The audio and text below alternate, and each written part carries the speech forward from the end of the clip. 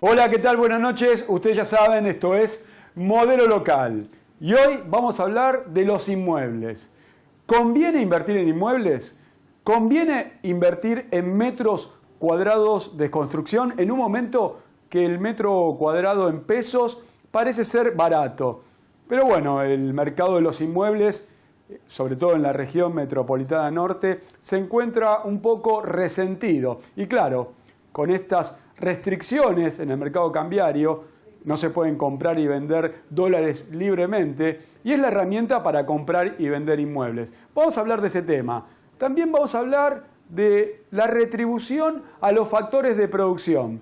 Claro, la renta al capital y el salario a la mano de obra. Y vamos a ver qué tiene que ver esta renta con lo que cobran los propietarios de alquiler de estos inmuebles. Vamos a ver ¿qué hizo este gobierno en estos últimos 10 años? Si estuvo a favor de la renta o a favor del salario. Y también vamos a hablar un poco de la matriz tributaria.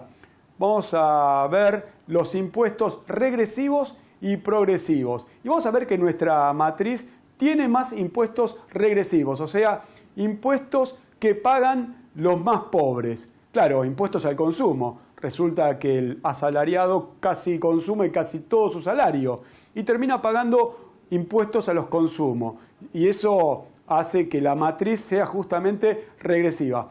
Bueno, todos esos temas son los de hoy en Modelo Local, pero antes vayamos a los títulos.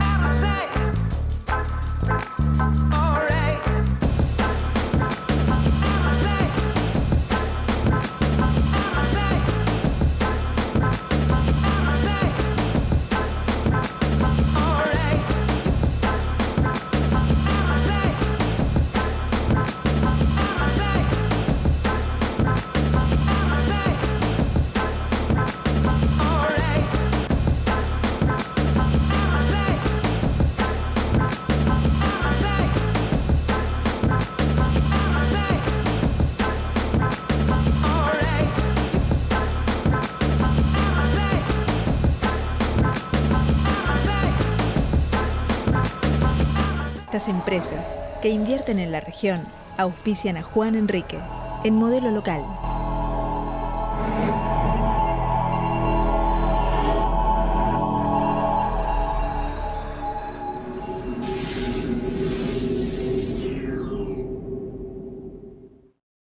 ¿Estás pensando en comprar un 0 kilómetro? Asegúralo en La Caja y llévate el mejor seguro al mejor precio. Acércate a los concesionarios, a nuestras sucursales o llámanos al 4857-8888. Asegúrate con los especialistas. La Caja, todos los días, en todo el país. Catedral. Fácil de usar, confiable y con un diseño centrado en el usuario. Catedral Software. Soluciones integrales para empresas y estudios contables.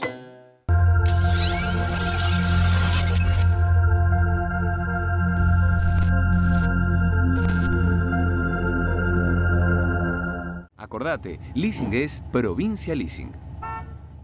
Esturla Viajes. Como es una costumbre de todas las semanas, estamos acá en el piso de Modelo Local con Cristian Rompani para hablar o puntear algunos temas económicos que hace a los días, a los cotidianos días de todos los vecinos de la región, ¿no, Cristian? Sí, temas de la economía, ¿qué tal, Juan? Temas de la economía que, por supuesto, llegan a la gente, que forman parte de su vida, de su día a día. Y hoy le prometí a los vecinos hablar de los inmuebles, ¿no? Un tema muy importante, sobre todo ahora se dieron a conocer algunas noticias que afectan directamente a lo que es el alquiler, ¿no?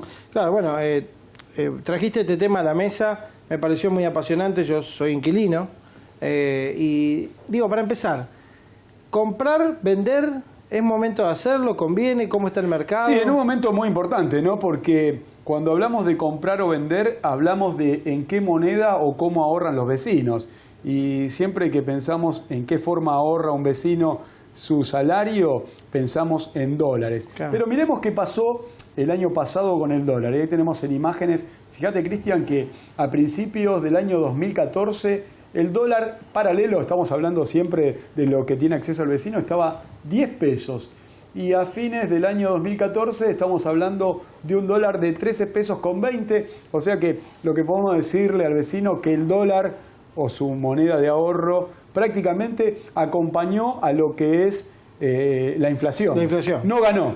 Ajá. Solo protegió su salario en pesos. Ahora, cuando hablamos de inversión, sí, yo le recomiendo al vecino invertir en un metro cuadrado de construcción. ¿Qué es eso?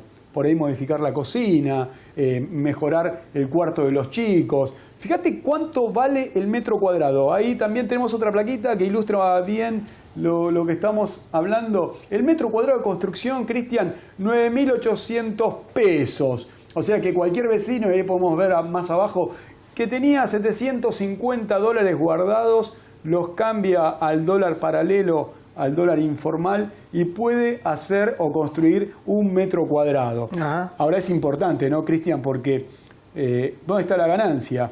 Hoy el metro cuadrado a la venta de un inmueble usado, estamos hablando prácticamente de 2.100 dólares. O sea que se puede hacer una diferencia casi de un 180%. Bien, me hablaste de este valor de 2.100 dólares y yo te pregunto si es momento de... si es posible realmente vender a ese valor y en qué zona lo puedo vender. No creo que... Me parece, ¿no? Que 2.100 Sobre todo vos hablás de la región metropolitana claro, norte, ¿no? en toda la zona, 2.100 dólares. Bueno, resulta que, como te decía antes, Cristian, el sector está muy golpeado. Desde que hay restricciones para comprar y vender dólares, que es la moneda en la cual se cotizan los inmuebles, realmente el sector se ha visto muy golpeado. Muy golpeado. Pero ahí podemos ilustrar un poquito cómo han bajado algunos precios de los inmuebles en la región. Sí, se ha golpeado un poco esos 2.100 dólares del metro cuadrado y ahí podemos ver, mirá, Tigre bajó en lo que fue el 2014 un 13%. Sí, esta es la realidad, ¿no? San Isidro se acerca un poco más a los 2.100 dólares con una baja durante el año 2014 como consecuencia de esta recesión en el sector, bajó un 8%. Ahí ves Vicente López. Y en el promedio la capital federal tuvo una baja considerable cercana a un 4%. Ahora, sí, Cristian, hay una diferencia entre el metro cuadrado de construcción con el metro cuadrado de venta. Y sobre todo cuando hablamos de departamentos usados. Y tenemos que hacer referencia a departamentos usados porque son el 80% del mercado inmobiliario. Fíjate, ahí podemos ilustrar también cómo se ha ido dando la baja en estos inmuebles y cómo fue en realidad, cómo fluctuó. Fíjate en los años, ¿no? Por abajo tenés los años y el porcentaje que fue bajando. En estos últimos 2 años, en general, los inmuebles perdieron un 13%. Bien. Siempre hablamos en dólares. O sea, ese 13% es en dólares, Cristian. Bueno, definitivamente entiendo que hay una baja en el precio de los inmuebles, ¿no? Como lo decías, en dólares, pero hay una baja. ¿Esto tiene alguna relación? Vuelvo a decirte, te lo está preguntando un inquilino, ¿no? Alguien que está dentro de ese cúmulo de gente que alquila, ¿no? ¿Hay alguna relación también con el valor de los alquileres? Sí, la realidad es que yo te puedo rehacer la pregunta, ¿no? Vos hace años que sos inquilino, como muchos vecinos que no tienen acceso a un crédito hipotecario. ¿Vos sentís que ahora te cueste más o menos pagar el alquiler que hace 10 años atrás? ¿Vos qué sensación tenés comparándolo con el salario? Mientras tanto, ahí le vamos mostrando a los vecinos cómo está el mercado del alquiler en la región metropolitana norte. Bueno, no, realmente... Fíjate, un alquiler en Martínez, ¿no? En Martínez y Vicente López, y estamos hablando de departamentos de 3 y 4 ambientes. Pero ¿tu sensación cuál es con respecto a pagar el alquiler? Sobre todo ahí viendo esta imagen, ¿no?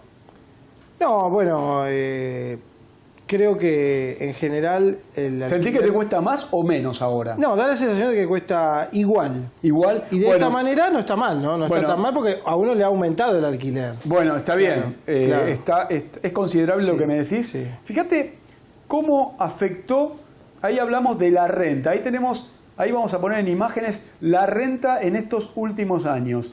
O sea que el propietario está cobrando un 3,3% en estos últimos años bruta. Cuando hablamos de neto, llegamos a un 1,5%, o sea, descontando gastos. Y en esto tuvo y mucho que ver la inflación. Pero si miramos nuevamente el gráfico, fíjate que en años anteriores, por allá por la década del 90, fíjate que llegó a tocar un 7% la renta, o sea, lo que ganaba el propietario de un inmueble. Y eso no es producción, eso no es inversión, eso es renta pura. Fíjate que fluctuó, ¿no? Pero la tendencia es que en estos últimos 10 años, en teoría, a vos te tendría que estar costando mucho menos pagar el alquiler. Pero esto tiene que ver... O por lo menos los propietarios ganan menos. Sí, en realidad los propietarios ganan menos, pero en un ratito lo vamos a comparar con el salario real. Bien, ¿cómo no? Pero esto tiene que ver, ¿sabés, Cristian? Siempre citamos economistas, ¿no? Sí. Fredrik Stolper y Paul Samuelson. Dos economistas, uno austriaco y otro estadounidense, que hicieron un estudio por allá por el año 1938. Fíjate, dos personas mayores, ¿no? Ellos decían que cuando el precio de un bien baja, la tasa de retorno del factor de ese bien también baja. Ahora, ¿cómo trasladamos ese teorema de estos dos prestigiosos economistas a la realidad de lo que es la propiedad y del alquiler y la renta, ¿no? Ahí podemos ver, fíjate que podemos decir, Cristian, que bajó esa rentabilidad en los últimos años de un 5 al 3% que bajó el precio del alquiler como consecuencia de la inflación por aumento de costos. O sea que al propietario le aumentaron los costos y bajó su renta. Claro, las propiedades, para comparar ese porcentaje del 3%, es porque aumentaron su valor en pesos, como consecuencia de la evaluación de principios del año 2014. Si un departamento que mirábamos recién, de Martínez, valía 1.300.000 pesos, con esta evaluación pasó a valer 1.900.000 pesos. Cuando el alquiler, el propietario lo pudo ajustar solamente en el año 2014 un 15%. Claro. Recordemos que está prohibida la indexación. Por eso, Cristian, te digo, y le digo a los vecinos, que el precio del alquiler ahora puede ser que se sienta menos comparado con el salario. Fíjate la siguiente imagen, Cristian. Ahí podemos ver, fíjate qué representaba el 4% en el año 2001 de renta para el propietario y el alquiler era de 600 pesos. Claro. Ahora, estamos hablando en el año 2014, estamos hablando de la renta, digamos, neta, deducido los gastos. Antes hablábamos de un 3,3%, acá estamos hablando de 1,5% porque deducimos los gastos, que están afectados directamente por la inflación, aumento de costos, sueldo de los porteros, todo tipo de gastos. Y deterioros que sufren las propiedades. Un promedio de alquiler de 5.200 pesos. Si comparamos esos 600 pesos del año 2001 a esos 5.200 pesos del año 2014, fíjate que en realidad cayó la renta del propietario del inmueble. Digo, y viendo esto, ¿me cuesta pagar menos el alquiler? ¿Significa que mi salario vale más? Sí, pareciera que tu salario o el salario de todos los vecinos que nos miran, pareciera que vale más, ¿no? No le puedo decir eso a un vecino que hoy está ganando 5.000 pesos cuando el salario mínimo vital y móvil es de 4.250 pesos. Pero si comparamos el salario real, o sea, el verdadero poder de compra de los últimos años, fíjate esta imagen, Cristian. Ahí tenemos el salario real, la variación del salario real, o sea, el poder de compra del vecino. Fíjate cómo fluctuó. Bueno, las fluctuaciones tienen que ver con la inflación. Pero en los últimos 10 años sí podemos decirle a los vecinos que este gobierno estuvo más del lado del salario que de la renta. Y cuando hablamos de renta en general. Claro. Pero en este caso estamos hablando de la renta de los inmuebles, o sea, el alquiler.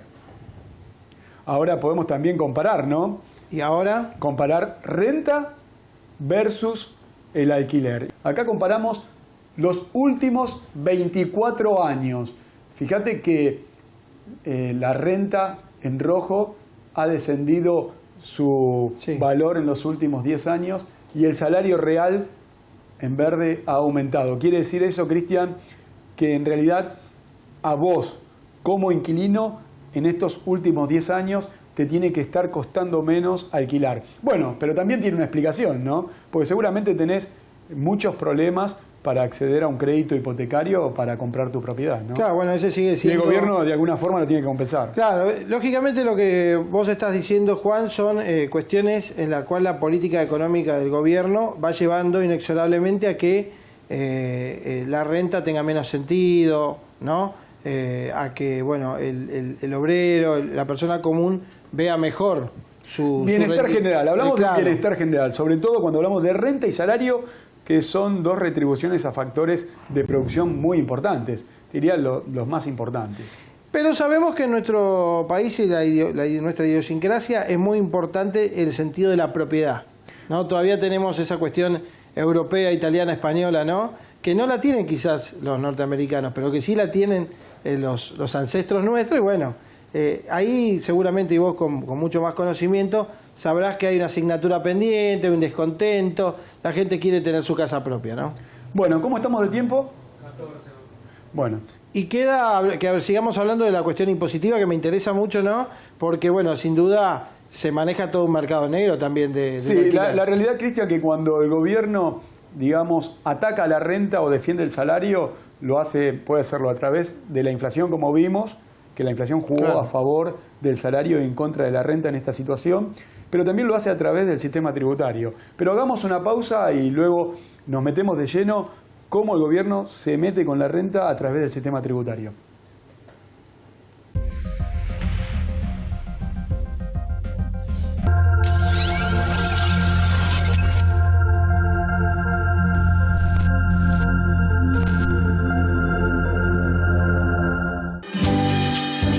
Sturla Viajes, empresa fluvial de gran trayectoria, presenta Proa Urbana, el único servicio para ir a trabajar diariamente desde zona norte a capital por el Río de la Plata. Viaja cómodo y seguro con Proa Urbana. Sturla Viajes.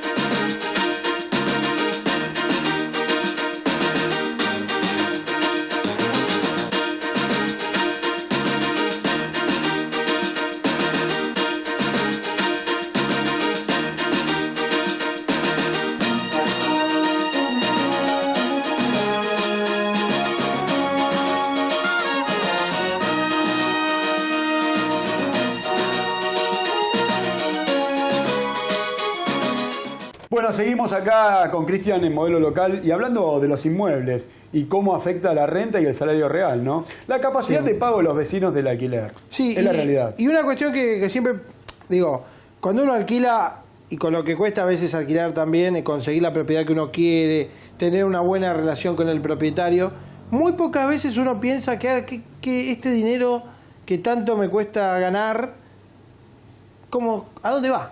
¿A dónde Sí, va? bueno. ¿No? Digo, hay un nuevo sistema. Sí, la realidad es que cuando ¿no? se cobra la renta, bienvenido sea que los que ganan esa renta paguen el impuesto correspondiente, ¿no? Para todo el bienestar social. No solamente que a través de la inflación o a través de un sistema tributario con más presión se pueda recaudar lo correspondiente. Hay un nuevo régimen de información sobre operaciones inmobiliarias y los propietarios que tengan renta por alquiler de inmuebles superior a los 8.000 pesos deberán informarla. Pero si no informan eso, también los inquilinos, o sea, vos, si pagaras un alquiler superior a los 8.000 pesos, deberías informar si ese propietario cumple o no con esta nueva norma. Y si cumple, le tenés que retener un porcentaje, y si no cumple con esta nueva norma, vos le tenés que retener un porcentaje más elevado. Hace que los inquilinos sean parte del sistema tributario. O sea, es una complejidad también para el inquilino. Muy complejo. O sea que el inquilino pasa a ser un agente de retención. Exactamente, es complejo. Si bien el sistema tributario está preparado, ahí podemos ver, mirá, ahí veamos cómo está el sistema tributario en la República Argentina. Fíjate que en rojo son todos impuestos regresivos. solo progresivos podemos hablar de un 36% de los impuestos. Este sería uno progresivo, calculo yo, ¿no? Este es un impuesto progresivo. Claro. Pero bueno, yo te quería mostrar cómo está compuesta la estructura impositiva de la República Argentina, porque impuestos regresivos son la mayoría impuestos a los consumos. Y generalmente los vecinos asalariados consumen el 90% de su salario porque tienen poca capacidad de ahorro. Fíjate, Cristian, ahí cómo sería,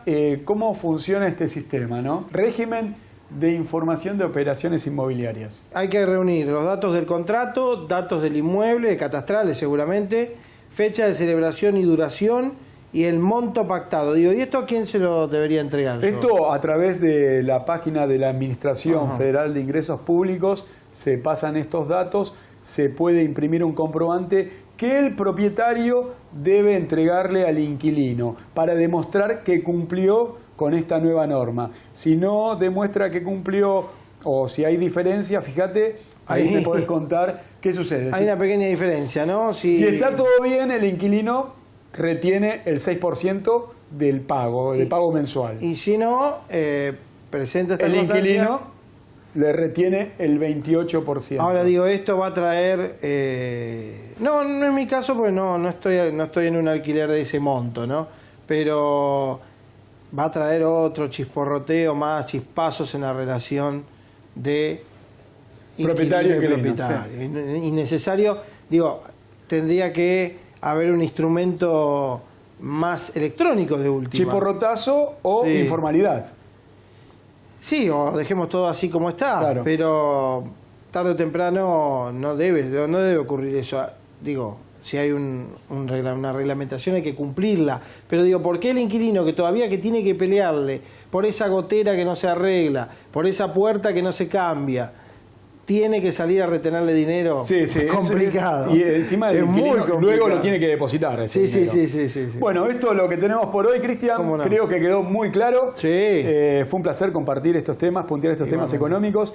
Nos vemos. Y bueno, hacemos una pausa y ya estamos cerrando Modelo Local. ¿Cómo se lograron estos índices, estos avances, en materia de, al gobernar? ¿Cómo hay que gobernar para lograr esto? Bueno, un modelo productivo, 12 parques industriales, 540 pymes que se instalaron en los últimos 10 años. Decía, hace 10 años teníamos 40 clubes de trueque en Berazategui, donde hasta había una moneda con la que intercambiaban y cambiaban una pastafrola por un par de medias. Hoy tenemos 12 parques industriales, se duplicó el comercio. Fíjate que, claro, todo el obrero que trabaja acá, estos chicos que trabajan, seguramente a fin de mes cobran, y cuando cobran van a la carnicería, van a la verdulería, consumen, compran muebles también, porque a alguien le deben vender los muebles y es a los argentinos que consiguieron empleo. Nosotros logramos deserción cero en escuelas primarias a partir de la asignación universal por hijo, una universidad pública nueva, los parques industriales. Entonces, si el pibe va al jardín, después va a la escuela primaria, después va a la secundaria, después va a la universidad pública que tenemos en Berazategui, luego trabaja en alguno de los 12 parques industriales, ese chico no comete delitos. O sea, es muy difícil que un chico que trabaja y que se formó adentro de la escuela cometa delitos. El 100% de los delitos son cometidos por chicos entre 18 y 30 años. Son todos los jóvenes que no tuvieron trabajo y que nacieron en la década del 90 y no vieron trabajar a sus papás. Ese es el único modelo y es el modelo de inclusión, porque cuando hay gente afuera, obviamente hay más delito. Cuando hay mayor igualdad, baja muchísimo el delito. Y siempre se habla de la viabilidad de la provincia de Buenos Aires, si es viable, si no es viable. ¿Usted cómo lo ve? Pero ¿cómo no va a ser viable? La provincia de Buenos Aires tiene el 40% de la riqueza del país. Lo que pasa es que tenemos que tener el 40% también de las soluciones y no siempre ser el 40% de los problemas del país. Nosotros no estuvimos a la altura de las circunstancias. Los bonaerenses, dejemos de echarle la culpa a una persona que puede gobernarla. Los bonaerenses creo que no estuvimos a la altura de las circunstancias de lo que fue el crecimiento del país en estos últimos años. La provincia de Buenos Aires necesita mucha más infraestructura dirigida a la producción. No puede ser que haya rutas rotas como la hay en el medio de la provincia de Buenos Aires, que directamente no se puede circular y se cierran de noche. No puede ser que haya pueblos que no tengan una industria porque no pasa el gas o porque no llega la fibra óptica. Esta es una responsabilidad de los bonaerenses, que estamos todos concentrados en un cono urbano donde viven 8 millones de personas, donde no entramos más, donde estamos hacinados, y en los pueblos del interior donde no tienen una fábrica y los pibes a los 18 años se tienen que venir a vivir a San Fernando o a Berazategui, a hacinarse uno arriba del otro buscando dejando empleo. Bueno, este problema demográfico es el que tenemos que ir solucionando con el tiempo, no va a ser fácil, pero creo que la provincia de Buenos Aires tiene que volver a ser el motor del país. Y como es una costumbre del modelo local, antes de despedirnos, déjenme que les cuente que generalmente cuando uno se expone, o por ejemplo cuando hago televisión, dejo ver mis defectos y mis virtudes. Pero generalmente cuando se ven los defectos, es como que uno está perdiendo el honor. Es como que uno muestra cosas que no quiere mostrar. Sí, señores, estoy hablando de la vergüenza. Y esta sensación da cuenta de que al menos nos ponemos un límite. Y nunca está de más identificar esas cuestiones que al menos nos hacen sentir pudor. En una determinada circunstancia que nos pone en el límite con lo emocional. Rubor, cabeza gacha, mirada caída. Podemos sentir vergüenza ajena por actos inadecuados de otros. Podemos hacer sentir vergüenza a ellos que no son conscientes. También podemos levantar el dedo y criticar y avanzar sobre la emoción de algún otro. ¿Habrá códigos universales? ¿Sentiremos todos vergüenza por igual? Claro que no. El dominio de virtudes y valores arma el juego. Establece reglas, justas e injustas. Se gana o se pierde injustamente. Y la experiencia vergonzosa también es producto de la genética, el aprendizaje y la posibilidad de revertirlo todo. Y eso fue todo para esta edición de Modelo Local. Muchas gracias por habernos acompañado. Lo pueden seguir haciendo a través de la red o todos los martes en nuestra columna de Región Norte. Soy Juan Enrique. Nos vemos la próxima semana. Sigan en la programación de Somos.